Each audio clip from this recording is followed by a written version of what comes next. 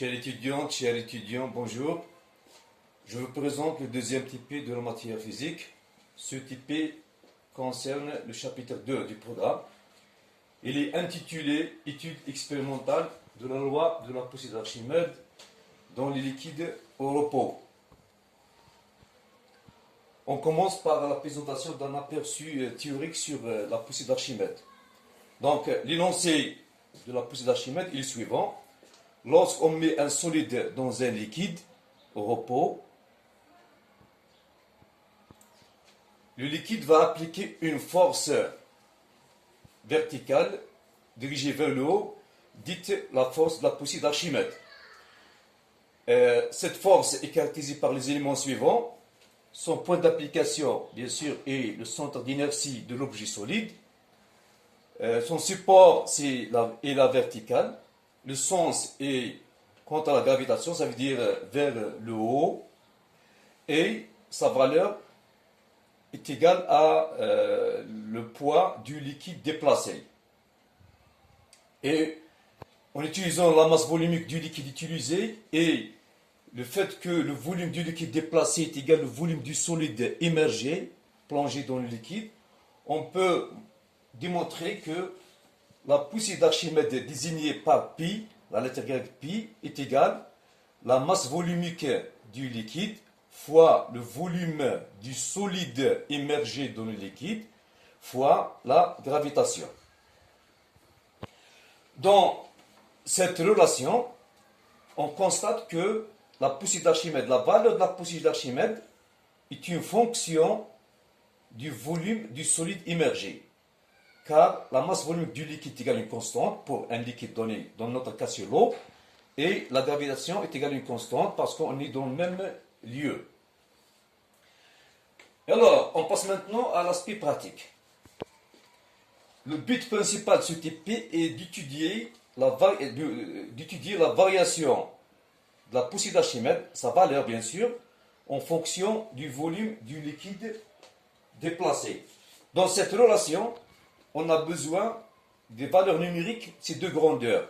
Le volume du liquide, du solide immergé qui est égal au volume du liquide déplacé. Donc on peut lire le volume sur le récipient, bien sûr, gradué. Et on a besoin aussi des valeurs de la poussée d'Archimède.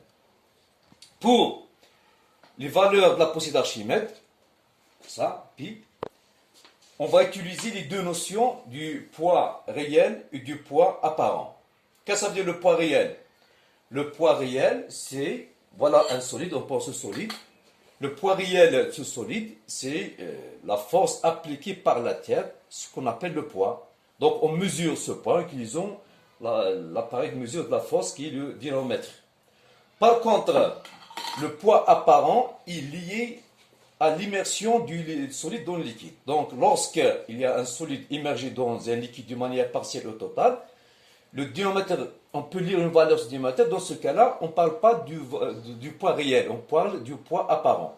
Et toujours, on va voir ça dans l'expérimentation, toujours le poids apparent est inférieur au poids réel parce que toujours il y a une force appliquée sur le solide vers le haut, ce qui conduit à la diminution du poids réel et on parle toujours du poids apparent. Passons aux mesures.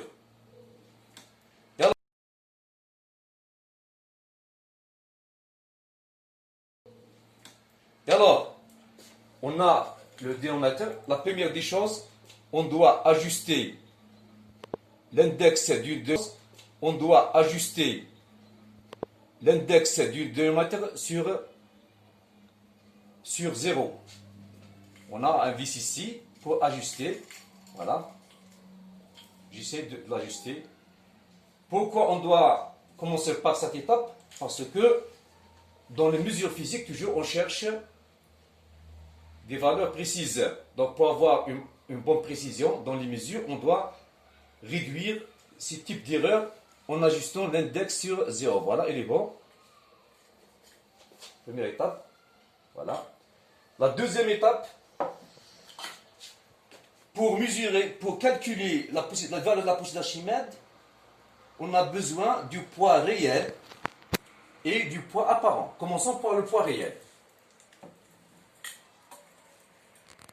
je mesure le poids réel du dynamètre, du solide. Donc,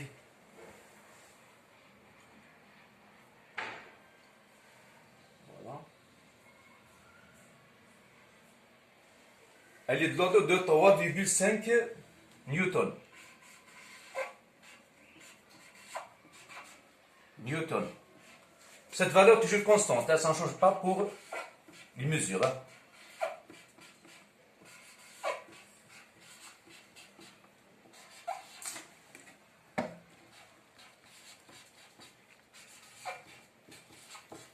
Très bien.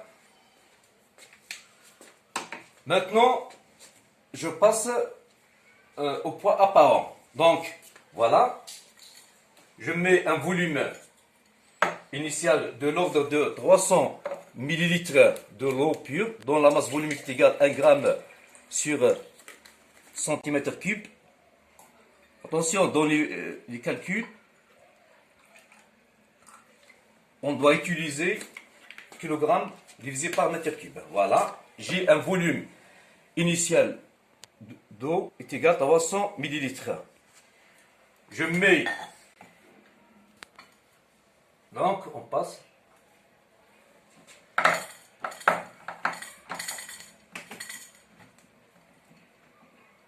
En utilisant ce cric élévateur pour faire immerger le solide dans le liquide.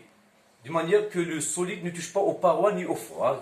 Il soit toujours libre dans le liquide. Voilà. Et alors, je passe de 300 ml comme volume initial du liquide vers 350. Voilà, 350. Donc, le volume du solide immergé égale le volume de l'eau déplacée. Il est à 350 ml. Au début, il était à 300. Donc, la différence, c'est V2 moins V0. Donc, c'est égal à 50. Voilà, 50 ml au 50 cm3. Voilà.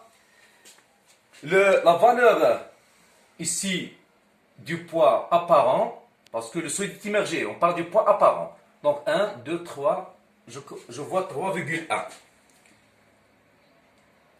3,1 newton. Toujours, le poids apparent est inférieur au poids réel. Et la différence, c'est la valeur de la poussée d'Archimède. De la même manière, je passe à la valeur suivante. Je passe à 100 ml. Ça veut dire que je dois atteindre 400. Voilà. Très bien. La valeur du poids apparent pour ce volume, c'est 1, 2, 2,6 newton. La valeur suivante, donc je passe à 350. Donc 300 plus 150, c'est 450. 450. Dans ce cas, un peu plus, c'est 2,1. Le poids apparent, ce solide. La valeur suivante, 200. Donc je dois atteindre les 500. 500 moins 300 est égal à 200. Ici,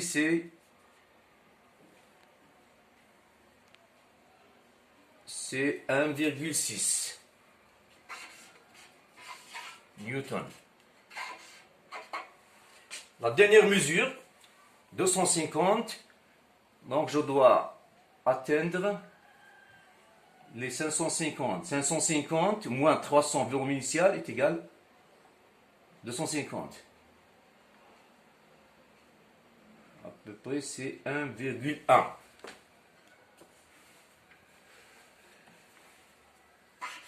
1,1 newton. Très bien.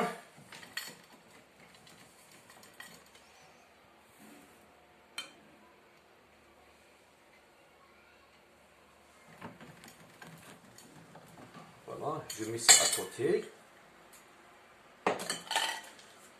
On a les valeurs, les 5 mesures. Je répète, le poids apparent de ce solide égale toujours 3,5 newtons pour les 5 mesures.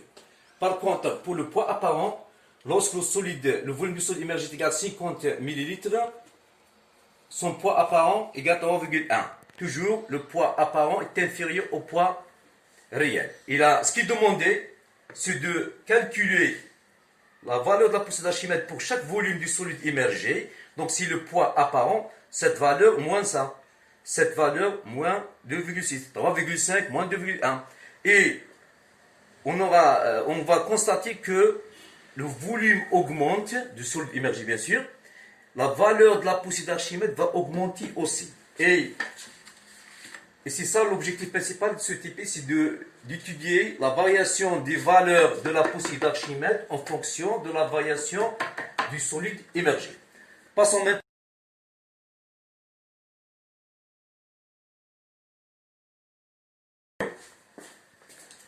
Voilà, chaque étudiant doit préparer un compte rendu individuel dans lequel il doit répondre aux questions suivantes. Avant d'entamer les mesures, nous avons ajusté le diamètre sur l'index 0 au début, bien sûr. Pourquoi? Pourquoi on n'a pas entamé directement les mesures comme ça? Pourquoi on a vérifié que l'index du diamètre est sur 0? Deuxième question. Calculer les valeurs de la poussée d'Archimède ici. C'est la différence, ça, moins ça.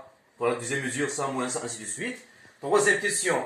Sur une feuille millimétrée, représenter graphiquement la variation de la poussée d'Archimède en fonction du volume du liquide déplacé. On a 5 points. Voilà, la valeur. Voilà, on a 5 mesures, 5 points. Et à partir de ce graphe, la forme générale de ce graphe, on déduit la forme générale mathématique de la poussée d'Archimède en fonction du volume. Est-ce que c'est une droite? Est-ce que c'est une parabole? Ainsi de suite. La question suivante, est-ce qu'il y a une correspondance entre la relation théorique, cette relation, et la relation graphique? La forme générale, on parle. Hein? Et à partir du graphe, on déduit la gravitation terrestre de la Terre. Oui.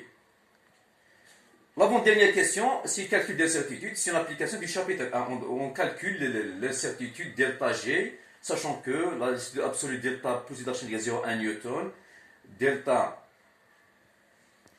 masse volumique de l'eau est égal à 0,02 grammes sur centimètre et delta V est égal à 1 centimètre cube.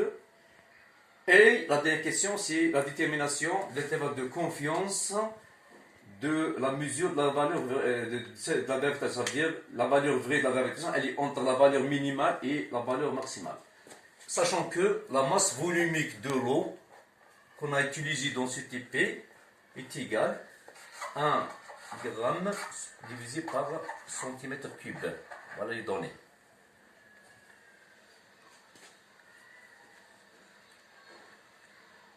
Je vous remercie et bon courage pour tout le monde.